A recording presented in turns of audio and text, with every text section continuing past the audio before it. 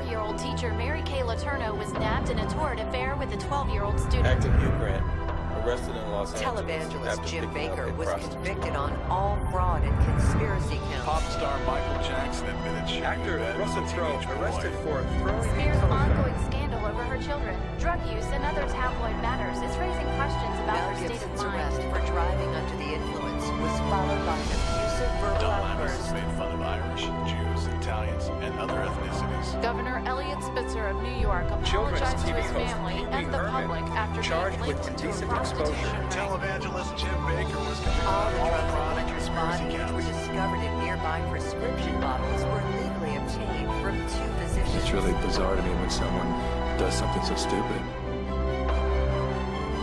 I don't get it. I don't get it. I don't get it. I don't get it.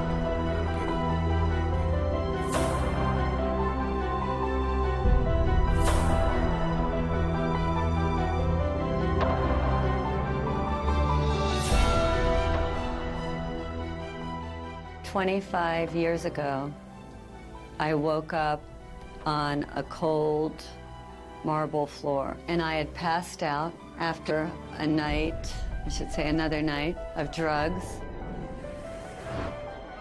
But something had shifted, and I knew that if I didn't make a dramatic change in my life, that I was going to die. And I called my mother and I said, I need to go back into treatment. And I had already been in treatment 3 or 4 times. All these other times, I left. On day 10, I started to feel great. I'm drug-free. I'm not like any of these people. I'm out of here. And I would pack up my little bag, put my little arrogant suit on, and march myself out of treatment, and I was free. I was going to make it to the other side.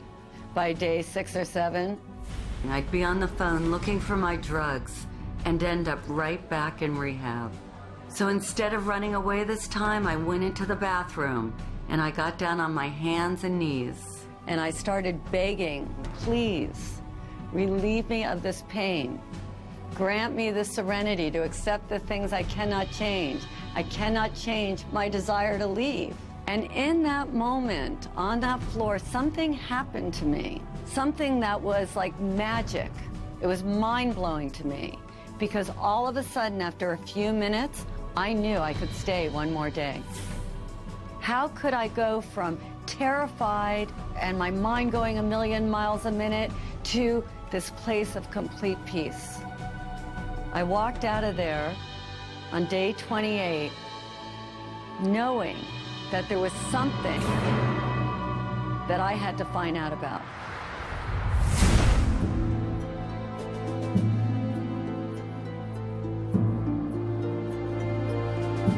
The shadow is dark, it's secretive, it can be dangerous. Shadow is everything that we don't want other people to see. Things we hide, things that we lie about, not only to others, but to ourselves.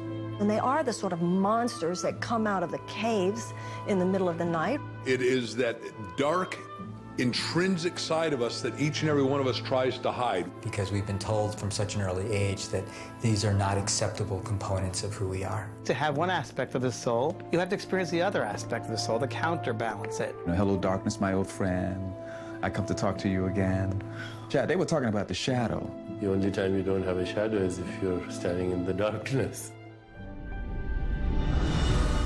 The shadow shows up in so many ways. Writing bad checks, drinking too much, cheating on our tax returns, dipping into our expense account or the family trust, eating chocolate cake in the middle of the night after 3 days of dieting and depriving ourselves, screaming at our kids or verbally abusing our partners after being the nice guy at work all day, surfing the internet and visiting porn sites while our wife makes us dinner, cheating on our husband while he is hard at work trying to provide all the extra pleasures in life for our family, stealing our co-workers' ideas and claiming them as our own.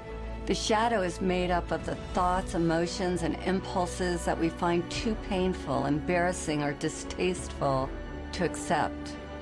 So instead of dealing with them, we repress them.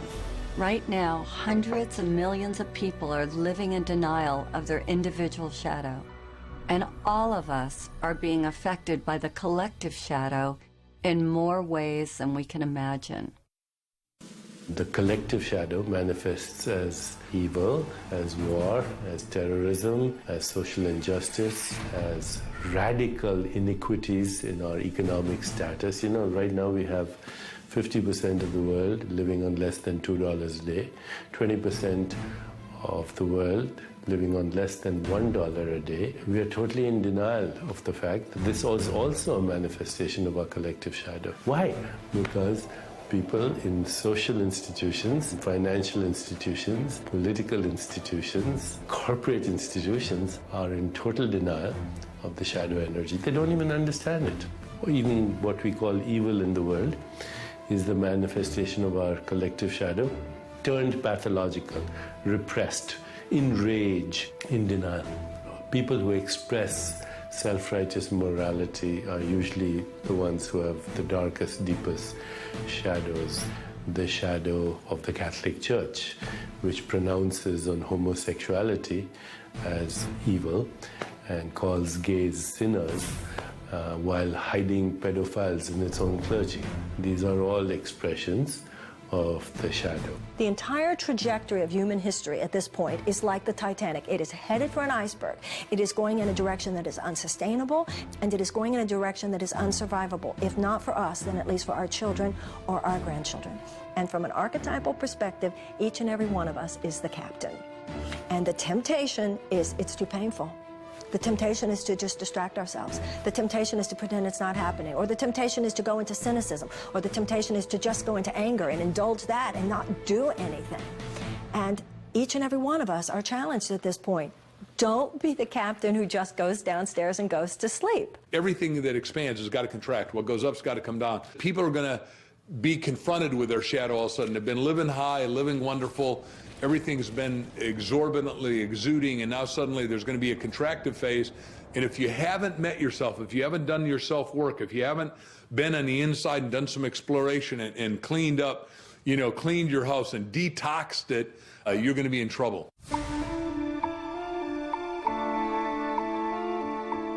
The birth of our shadow occurs when we are very young, before our logical thinking mind is developed enough to filter the messages we receive from parents, caregivers, and the world at large. Even if we had the best appearance, we inevitably got shamed for displaying certain qualities and received the message that something about us was not okay, that something was wrong with us, or that we were bad. You greedy little toot, how are you going to eat all those before dinner? These messages get ingrained in our subconscious like a computer virus, altering our perception of ourselves and wounding our healthy sense of ego. When we suppress any of these qualities, we are living in denial of all of who we are. And of course, it's different based upon our environment. If you're raised in a family of blue-collar workers, and you declare that you want to play the piano or you want to become an artist, that artistic quality will be negatively received, and you may end up having to suppress that. On the other hand, if you're raised in a family of artists and intellectuals and you declare that you want to start working on construction or you want to be really athletic, that may also be perceived of as negative.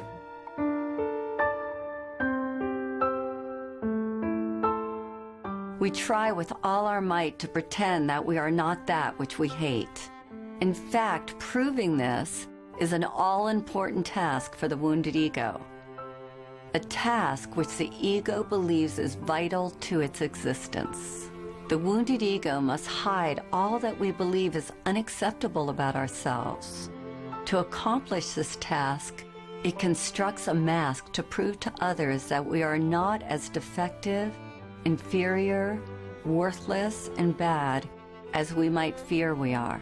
None of us likes to admit that we have these flaws and insecurities. So to hide them, we create a persona at a very young age. We start to wrap ourselves up in a new package that we believe will bring us the love, attention, and acceptance that we hunger for.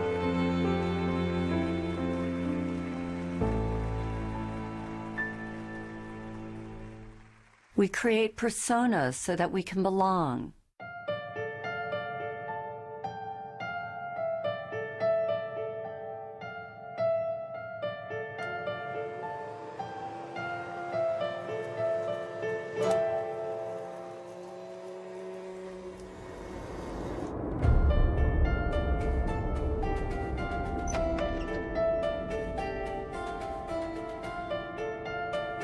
Most of us have a public life and a secret life.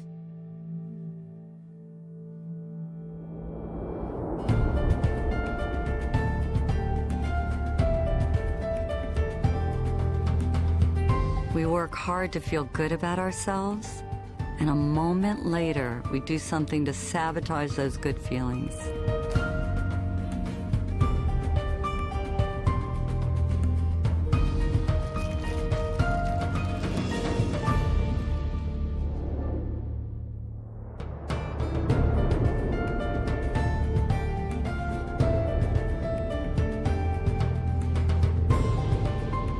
We wear masks that we believe will take us where we want to go. And these masks take many forms.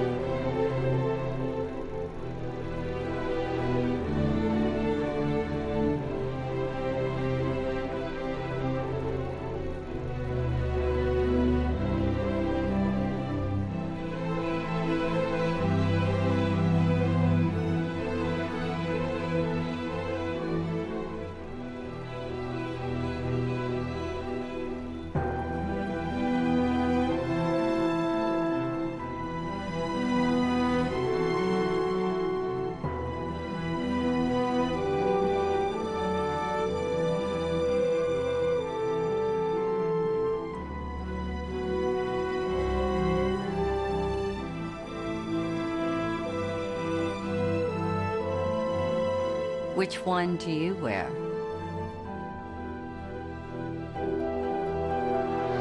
Our masks become our prison. Beneath the mask that we show the world, our wounded egos are in pain. The parts of us that were deemed bad and wrong by others, and now by ourselves, are literally screaming to get out, to be set free, and to be accepted and loved as a valuable part of who we are. When we deny ourselves a safe outlet to express our dark side, it builds up and becomes a powerful force that is capable of destroying our lives as well as the lives of others. This is what I call the beach ball effect. So everything that we reject, we have to keep beneath our consciousness. We try to bury it, so to speak. You know how much energy it takes to put a beach ball underwater? You take your selfish self, you take your angry self, you take your too good self, your not good enough self. You take all of it, and it's like you have 40 beach balls you're trying to manage. And then what happens when you're holding that beach ball underwater? When you're young, you got lots of energy, so you can manage a lot of beach balls. But then, when you're not in the midst of possibility, when your defenses are down, when you have your attention on some big prize you're gonna win, all of a sudden, boom, somebody does something, what happens to the beach ball? Pops up and hits you in the face. What's road rage?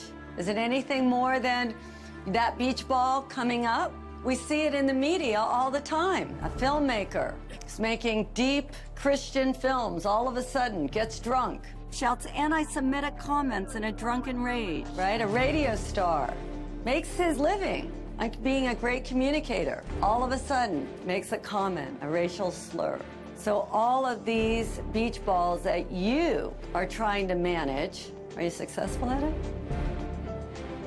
No, it's all of it, not anymore. When you don't deal with the shadow, that part comes out and it'll creep up. It'll creep up in workplaces, it can creep up in relationships. The more we try to suppress those societally determined, undesirable qualities, the more they find interesting and often mischievous ways to express themselves. And it would be like locking somebody in the basement who wants to get out. So they do things down there to get our attention until we recognize them and let them out.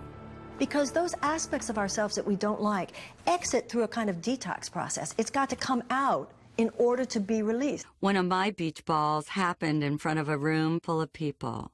So I'm out of treatment, 5 years. I've been floating around, trying to become the most perfect person. How could I have people want to be my friend? How could I be a little more spiritual? I was on the quest, and I thought I was doing a really beautiful job. And I went to another workshop. We had to get up in front of the room and say what we were committed to in the world.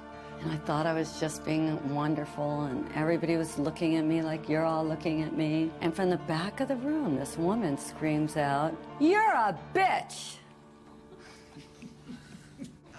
And I thought, well, I know that. How does she know? And I was horrified. I was so humiliated. It was the one word that I didn't want to be called. And she said to me, "Tell me something good about being a bitch." And I said, "There's nothing good." She goes, "Well, you're a bitch. There's got to be something good about being a bitch." And all I could think of was all the ways that that part of me had hurt me. And at the time, I was a retailer. And she said, "Do you ever get damaged merchandise delivered to your store?" And I said, "All the time." She said, "Is there ever a time where they don't want to take back the damaged goods?" And I said, "Yes." And she said, "Well, do you ever have to get a little forceful or a little bitchy?" And I said, "Oh my God, yes." And I was remodeling a house at the time. She said, "When you're a couple of weeks late and $20,000 over budget, does it help to be a little bitchy? Would it help you?" And all of a sudden, I realized that when I finally said to the contractor, "You need to finish my house," he finished my house. And this light went on inside of me, that this part of me that I had shamed, that I had hated so much, actually came bearing gifts. She said, "Either you're going to use it or it's going to use you." And that was a life-changing moment for me. When we fully understand the human soul, we find that it's a place of ambiguity, of contradiction, of paradox. All experience is a result of contrast, light and shadow, pleasure and pain, up and down, backwards and forwards. In order to have manifestation, you need opposing energies. You need your enemies to be who you are. The human soul is simultaneously divine and diabolical, sacred and profane, sinner and saint. Eastern wisdom traditions, we have a saying, the sinner and saint are merely exchanging notes. So once you understand that, then first thing you realize is to have a shadow is normal. If you had only truth, goodness, harmony on your side and the complete absence of the other, there would be no creative impulse. Let's say you had only the evolutionary creative impulse in the universe, then the universe would rapidly burn itself into the heat death of absolute zero. If on the other hand you had only the impulse of inertia or destruction or entropy, then the universe would rapidly collapse into a big black hole before you could say Deepak Chopra. We are the microcosm of the macrocosm. This means that every quality that we can see in another exists within us. We possess every human characteristic and emotion, whether active or dormant, whether conscious or unconscious. There is nothing we can see or conceive of that we are not. We are everything, that which we consider good and that which we consider bad. How could we know courage if we have never known fear? How could we know happiness if we never knew sadness? How could we know the light if we didn't know dark? All of life is based on the coexistence of these pairs of opposites. Our shadow is forever hiding from itself. Rather than confront our own darkness, we project these unwanted qualities onto others. When we are projecting our shadow selves, it sounds like this. She's so self-centered. He's so full of himself. These people are idiots. What a loser. Afraid of our own unworthiness and simultaneously afraid of our own greatness, we unconsciously transfer these qualities onto another rather than owning them ourselves. Those we project on own pieces of our unclaimed darkness as well as pieces of our unclaimed light. Until we take back all that we have projected away, what we can't be with won't let us be.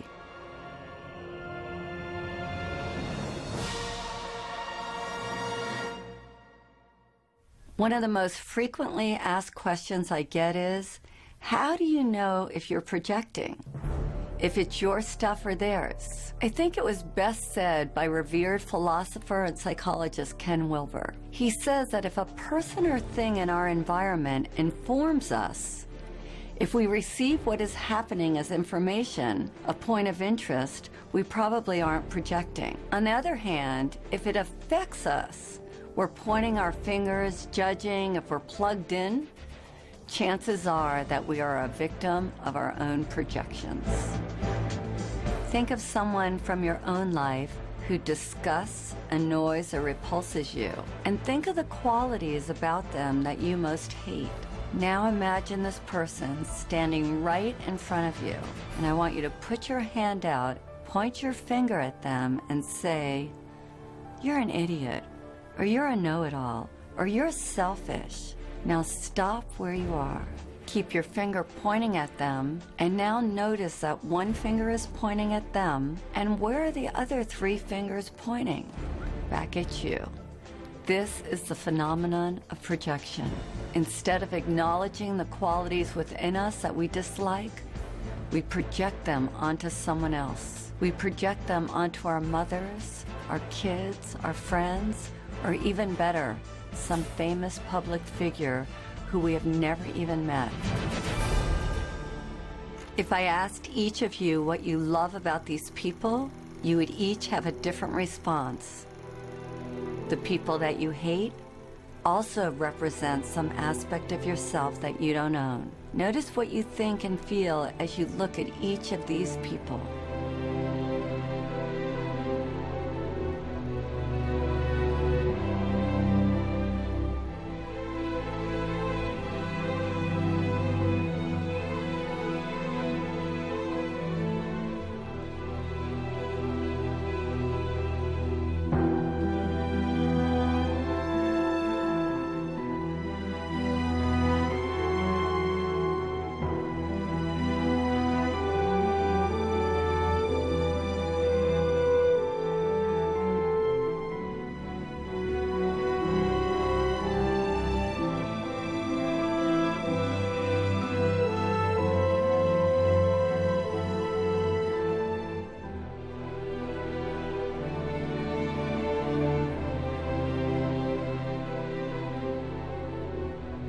Whatever we judge or condemn in another is ultimately a disowned or rejected part of ourselves. I was watching the events of 9/11 on TV with a friend of mine. And after that, we were driving down the street. I turned to my friend and I said, "You know, from now on, the Arabs are going to be the new blacks. They're going to get the brunt of a lot of projections that blacks have carried in this culture for a long time." Now, a lot of times, blacks react. We react to those projections, and we project back. And that creates a vicious cycle, and the ego consciousness just responds the way it should, really, because it's designed to respond as a survival mechanism. That's what the ego is all about, to help us survive. But it's mechanical, it's reactive. When an aggressive, negative energy is directed at us, the ego immediately wants to defend and react. Of course, when you react to a projection, you become that projection. And I didn't want to become an angry black man. That doesn't mean that I don't get angry. I certainly can and do get angry, but I express it and let it go. There's an old Sufi story about a philosopher who made an appointment to debate with a Sufi wisdom teacher named Nasruddin. When the philosopher arrived at his appointment, he found Nasruddin away from his home. Infuriated, the philosopher picked up a piece of chalk and wrote "stupid oaf" on Nasruddin's gate. When Nasruddin got home and saw this, he rushed right over to the philosopher's house. "I had forgotten that you were to call, and I'm sorry I missed our appointment," he said. "But I remembered it the minute I saw that you had written your name on my gate." The great Swiss psychologist Carl Jung, who coined the word shadow and shadow work, said, "That is the shadow, the person we'd rather not be." Rush Limbaugh hated drug addicts, and then it was revealed that he was one himself. Reverend Ted Haggard railed against homosexuals and was later caught in a drug and male prostitute scandal. A powerful example of projection at play is that of the ex-governor of New York, Eliot Spitzer. As a public official, Spitzer worked tirelessly to rid the streets of prostitution rings. Ultimately, he wound up getting busted for having a relationship with a call girl, which ruined his reputation and his political future. If we look at this through the eyes of the shadow, I would suggest that sometime long ago, probably as a young man, he had the impulse to sleep with a hooker. Since this wasn't politically or socially acceptable, he buried this impulse deep inside, only to be brought down by this very unconscious urge. It's fascinating to see that he tried to destroy the temptation in the outer world because unconsciously he knew that the real danger lurked in his inner world. This is why we want to deal with the shadow.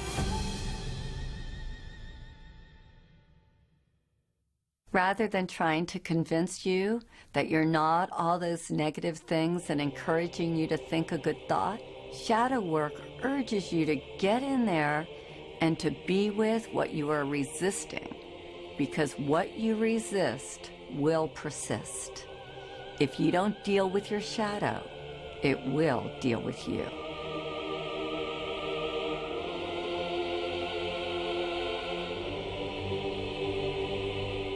The cost of ignoring a destructive pattern is that you're going to self-destruct. You will implode rather than explode.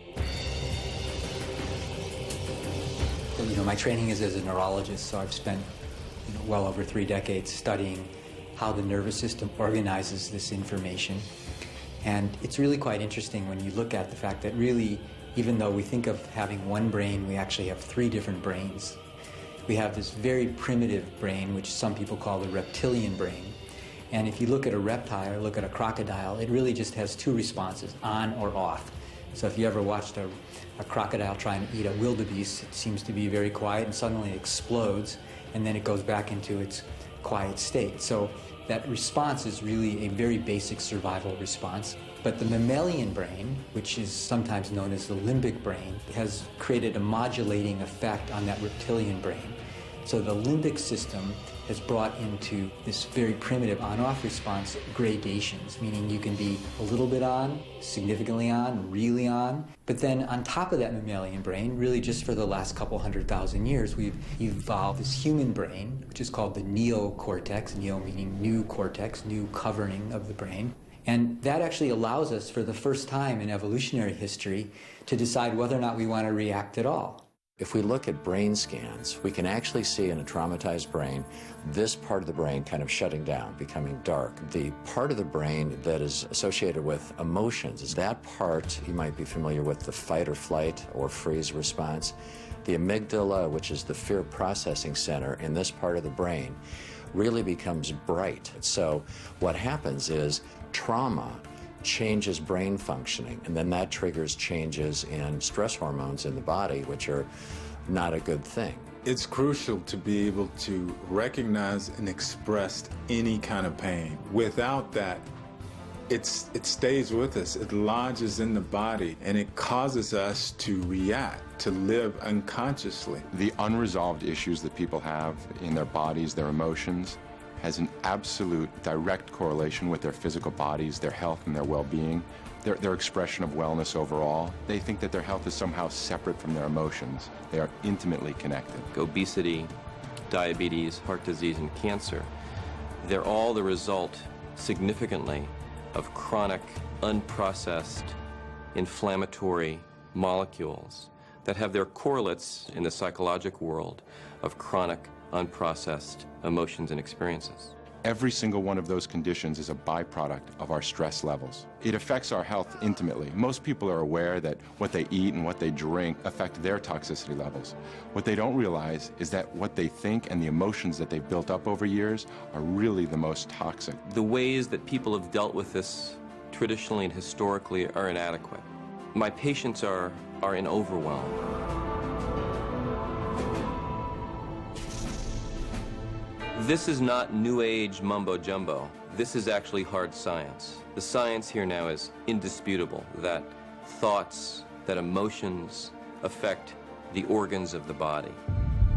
We have to be mindful with every single thought that we have every single day. How do we want to create our heaven or our hell? How do we treat one another? Because we are the source of everything within us. There is a poem by Rumi called The Guest House, which in many ways describes the human journey. This being human is a guest house. Every morning a new arrival, a joy, a depression, a meanness, some momentary awareness comes as an unexpected visitor.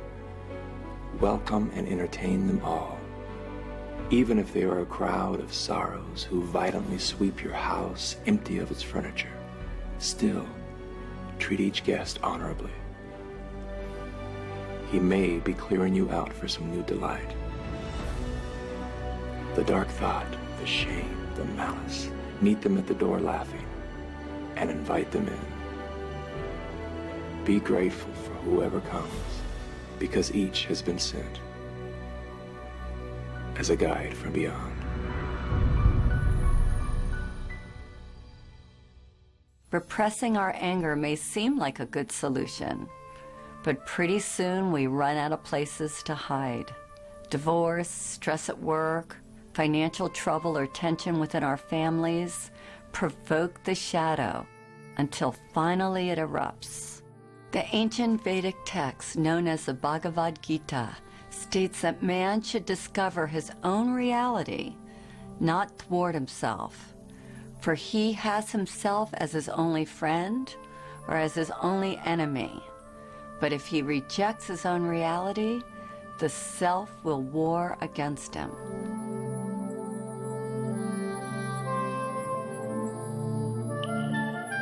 It's easy to love yourself when you wake up feeling strong and worthy and you have enough money in the bank and you feel great.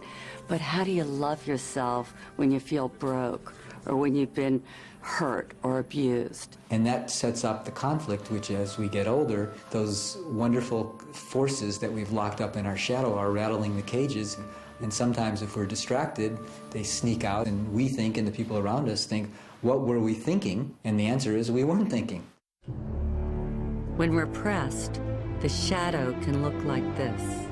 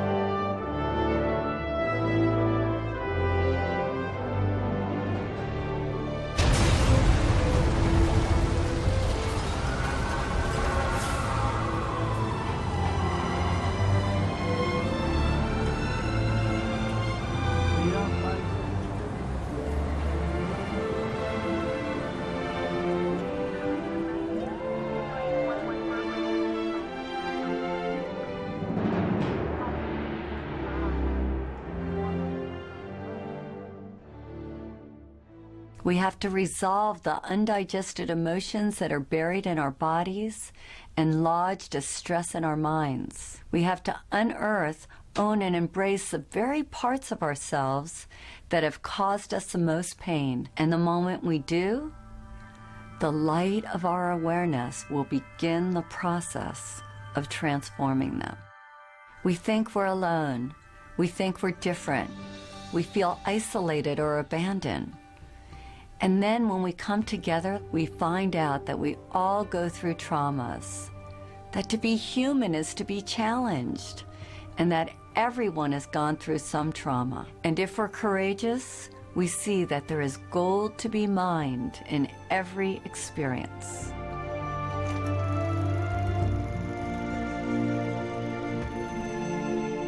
It's very interesting because I don't remember a single day where my mother was not drunk, you know, and I had to live through this. And I didn't understand it. Very, very confused by it all. Why is this happening? Why is this happening? Who are you? Because as she would drink and as she became into that space, I knew I didn't know her. And I just wished she was dead. I said, I wish you were dead.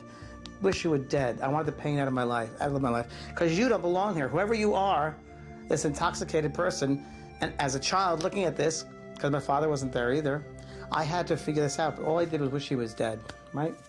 Well, not until 30, 40 years later, after she had passed over, she lived many, many years after that, and after getting involved in this work, I realized that that was indeed one of the most incredible blessings of my life. I learned from that situation about compassion, and I learned about forgiveness. And that's a pretty big one to have to learn about forgiveness. You know, we see these things as horrific experiences, terrible experiences, dark experiences, when in truth, they're really enlightened experiences because they help us to be who we are. They help us to be compassionate. They help us to be forgiving. They help us to look at someone very, very differently. What doesn't kill us makes us stronger. At a certain point in life, it's about saying, I have been through what I've been through. I've succeeded in some ways, perhaps, but I've also failed in some ways. I've been strong at times, but I've also been weak at times. I've gotten some things right, and other things I've gotten wrong. And some things have gone well for me, and some things have been damn awful.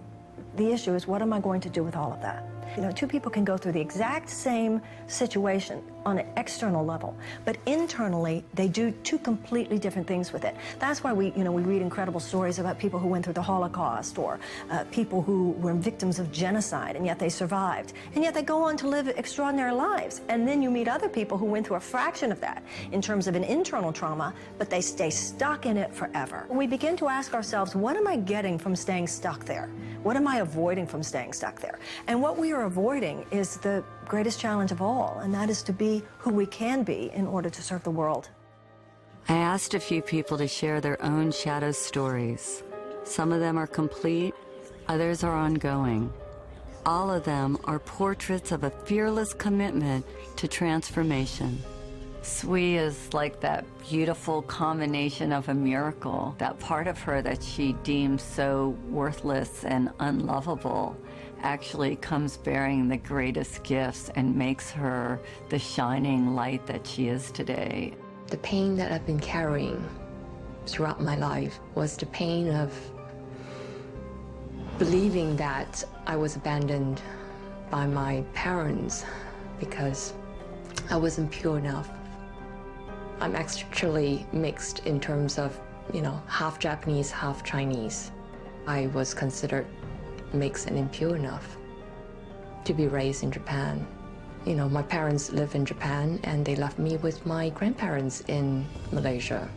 I just felt so abandoned and rejected. My father ended up getting a divorce from my mother. He remarried another Japanese woman, but nobody ever told me that when my father came back with his wife, that she's not my mother. I felt the immediate rejection, that they didn't want me in their lives, and that they would rather have, 2 dogs than have me with them. Because I have always discarded my Japanese identity in favor of my Malaysian Chinese identity. I felt like the country has betrayed me, and I used that pain to really put it into my work.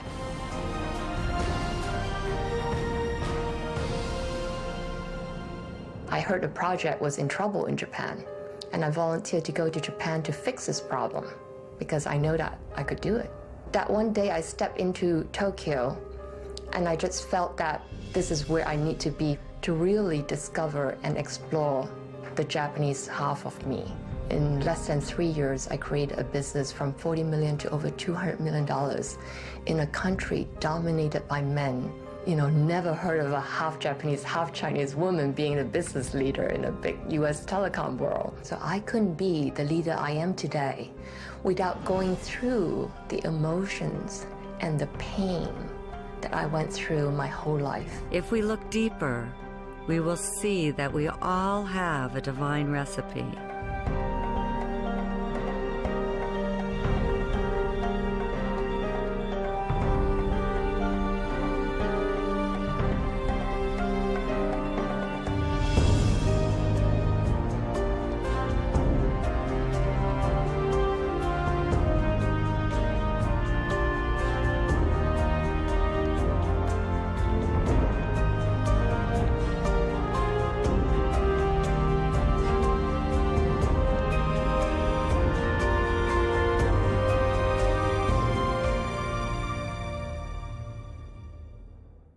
All of us have shame about things that have happened to us. We've all gone through difficult times. We address these issues so we can quiet our minds, heal our bodies, and get closer to our heart's desires.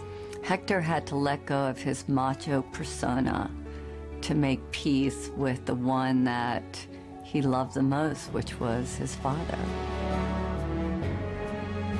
My father was your traditional Mexican man in the sense of working hard, wanting to get ahead, wanting to provide for his family.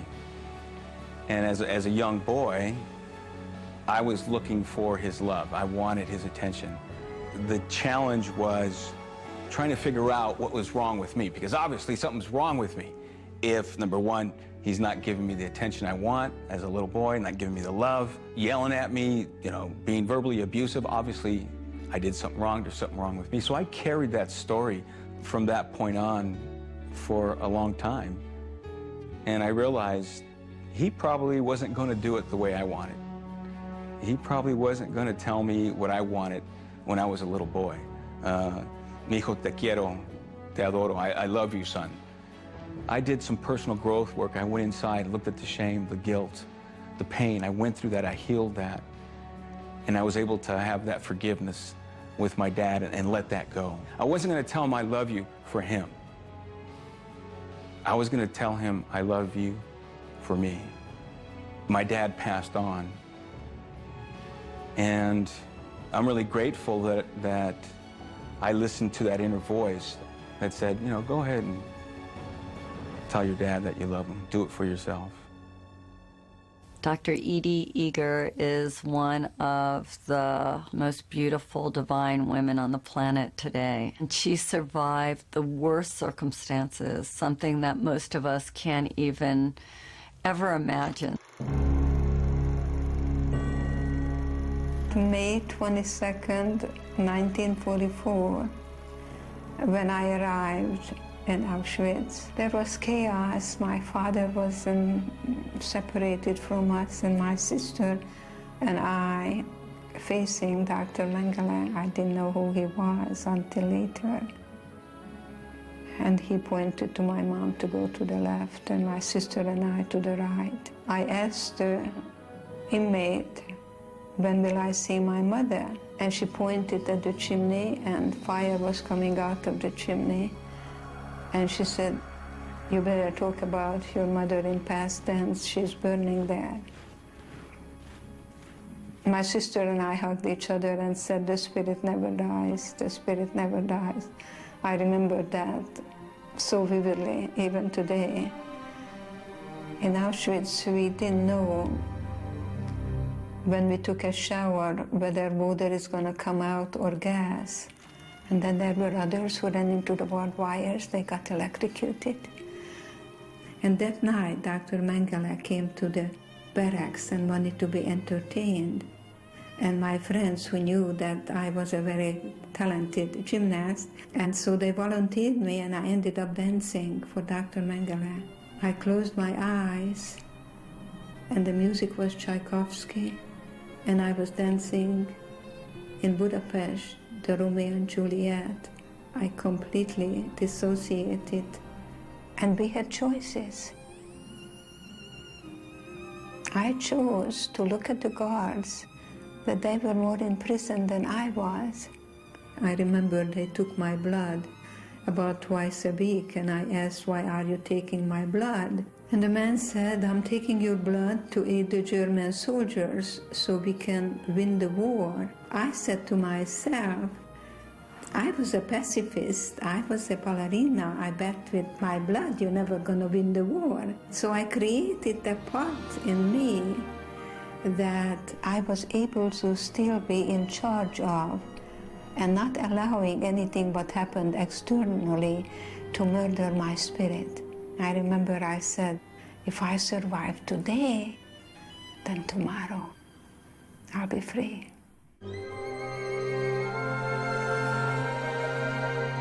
I remember when Marita came to the shadow process and everybody was looking for the negative qualities they needed to embrace. Marita couldn't even say hers, and I kept asking, what is so horrible that you can't even say it? And she said, because of my background, mine is that I'm a Nazi. I was born in Germany in 1955, 10 years after the war. I found out when I was 11 or 12 what my country had done.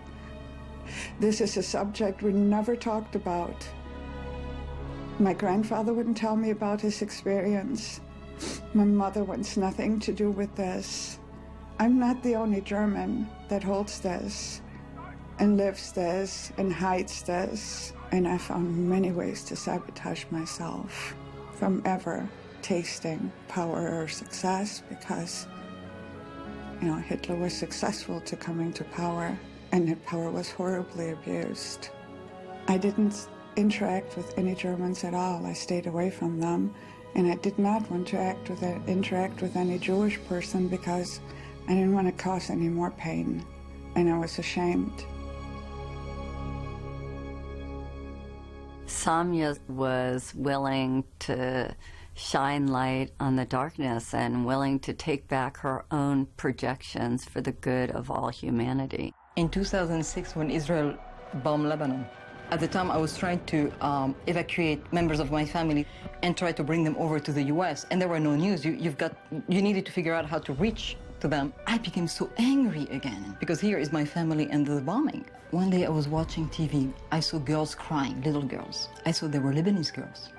And of course, you know, every time I saw like Lebanese kids being bombed and everything, I was really, really angry. I was like, you know, yes, yes, yes, like bomb the bastards kind of thing. And at the end, I realized they were reporting from the Israeli border, on the other side of the border. And they looked exactly the same as the Lebanese girl that were killed on the other side of the border. And I saw the pain. And that day I made a commitment to myself that I will no longer tolerate that kind of cruelty, irrespective of which side of the border it's happening. Now, I'm not saying that if you and I rise up to become the people that we are capable of being, that we will rid this planet of war in our lifetime. But I believe with all my heart, we will achieve enough this lifetime that humanity will go in that direction. It's embracing authentically who you are and not being ashamed of it. There's nothing to be ashamed of because everybody has a shadow. If somebody doesn't, they must be pathological. When I'm leading the shadow process, it feels like my own journey has come full circle. I've been very judgmental over the years. I was having some really dark dreams about you last night. They're all true. When we embrace our totality, we experience freedom. My heart feels as big as my body. It's no longer like little anymore. It's like, it's me. And embrace it with love. Love, because that's what we're here for, to give and receive love. Can't even believe that's you, Margaret. I figured out who you were. I remember. If I hadn't faced my darkness, I never would have found my light.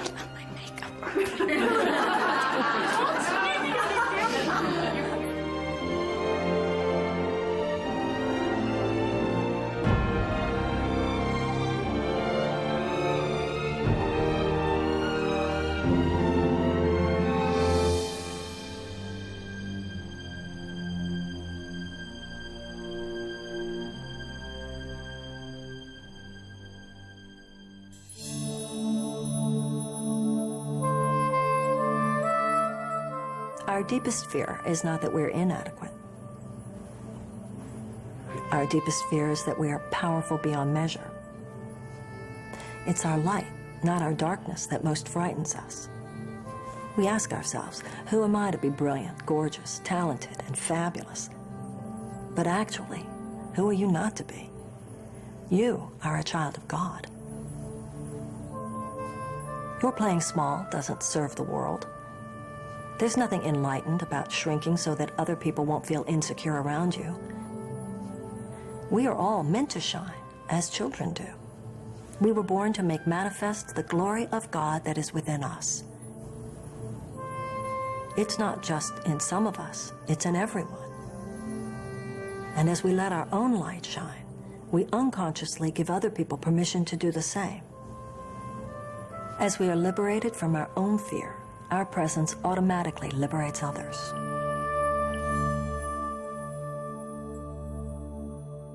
Consider the story of the Golden Buddha. In 1957, a monastery in Thailand was being relocated and a group of monks was put in charge of moving a giant clay Buddha. In the midst of the move, one of the monks noticed a crack in the Buddha. Concerned about damaging the idol, the monks decided to wait a day before continuing with their task. Later on, one of the monks came to check on the giant statue. He shined his flashlight over the entire Buddha, and when he reached the crack, he saw something reflected back at him. His curiosity aroused, the monk got a hammer and a chisel and began chipping away at the clay Buddha. As he knocked off piece after piece of clay, the Buddha got brighter and brighter. After hours of work, the monk looked up in amazement to see standing before him a huge solid gold Buddha. Historians believe the Buddha had been covered with clay by Thai monks several hundred years earlier before an attack by the Burmese army. They covered the Buddha to protect it. In the attack, all the monks were killed. So it wasn't until 1957 that the great treasure was discovered. Like the Buddha, our outer shell protects us from the world. Our real treasure is hidden within.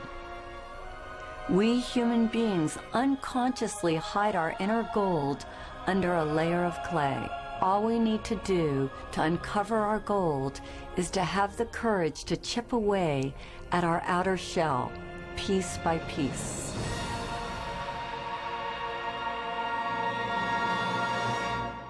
You can't fight darkness with darkness, but you can switch on the light. All of the work we do on the shadow is to get us to this point where we can forgive. To do forgiveness, we put blindfolds on to make it safe for people to share their deepest secrets.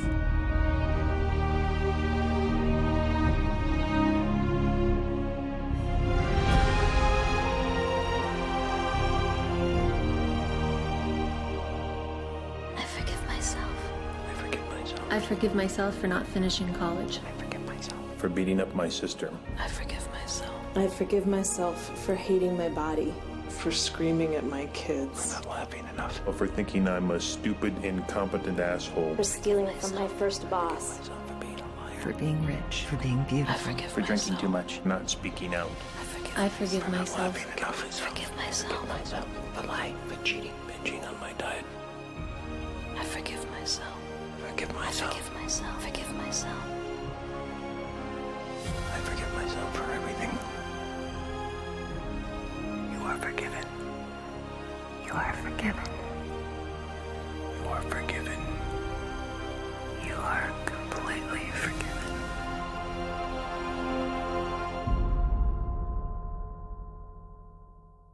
I think a lot of people are very afraid of their shadow. They don't even want to consider that they have one. Brent is one of the holiest men that I know, and he is so spiritually evolved because he uses the pain of his past to be the greatest expression of himself today. This story really began for me when I was 9 years old, and I was attending a summer camp that was managed by an order of religious men. During that summer, I was molested by one of the religious men. I remember that experience being a beginning of a split for me, from myself. It happened a number of other times during that period of time I was at that camp. I was always afraid that that guy was going to come in the middle of the night. I even went so far as to borrow a knife from someone that I kept under the pillow. As a 9-year-old kid, I remember I just felt like some part of me died at that time. I went on with my life, holding on to that secret, holding on to that shame of not really being connected with myself anymore.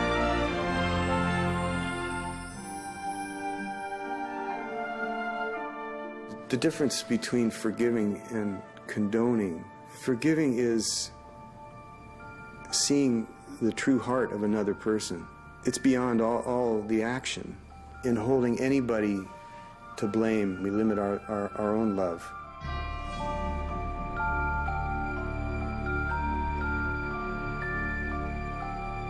People need to know that they can get help,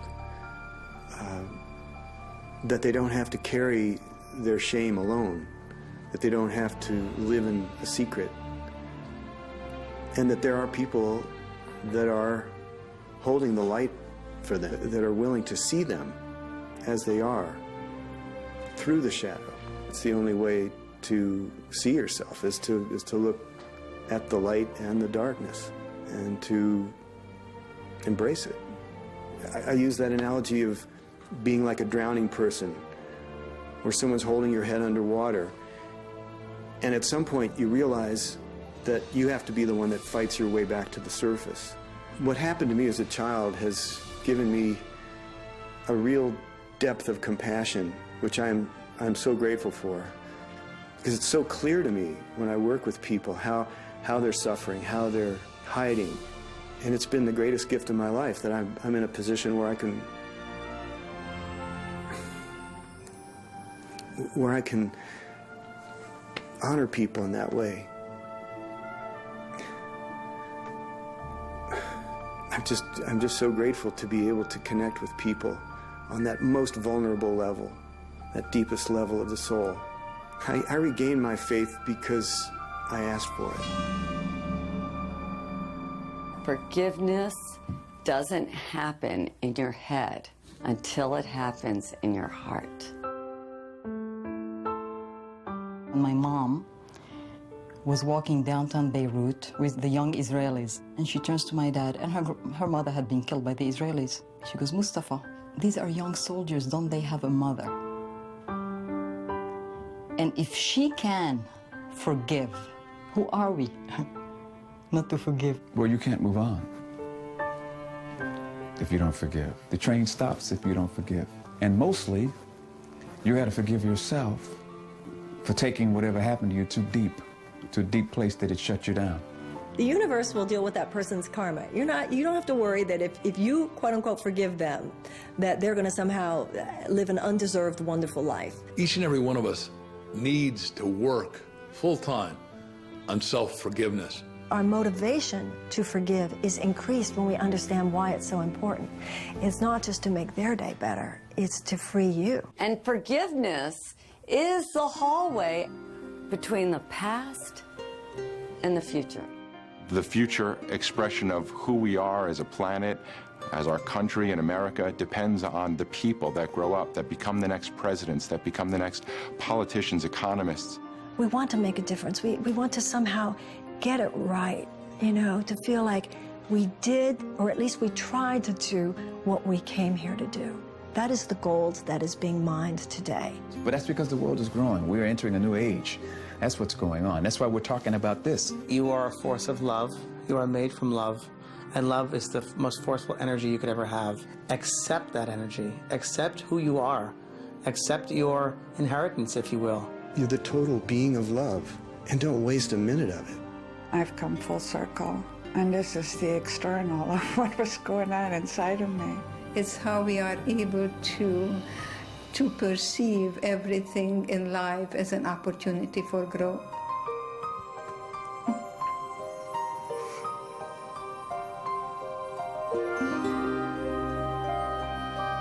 I got married, I have 3 children and 5 grandchildren and 1 great-grandson, and that's the best revenge to Hitler. You are here.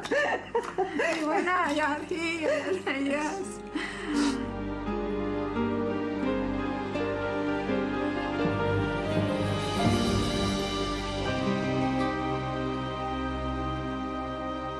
So if you want authentic peace of mind, creativity, kindness, compassion, joy, then you've got to understand your shadow and be okay with it. Celebrate it. If shadows could talk, they would tell us that we're as precious as 1,000,000 pounds of gold, that our brightest light can shine only when we've accepted our darkness, that there is wisdom in every wound, that there is a greater future waiting for us, that we are children of God and have a right to be here, that we were all created equal, that our pain is not personal, but belongs to every man and woman alive, that life is a magical journey of making peace with both our humanity and divinity. They would tell us that we deserve better, that we matter, that we are more than we ever dreamed possible, and that there's light at the end of the tunnel, that there is nobody in the world quite like you. What if you knew in every cell of your body that you were living a divine plan, a plan so important, so vital for the evolution of humankind? What if you knew that everything that was happening right now that doesn't fit your ego ideals is happening to support you in stepping out of the smallness of your darkest thought into the brilliance of your biggest dream? If you take this journey, I promise you that you're going to experience more love, more happiness than you've ever had before.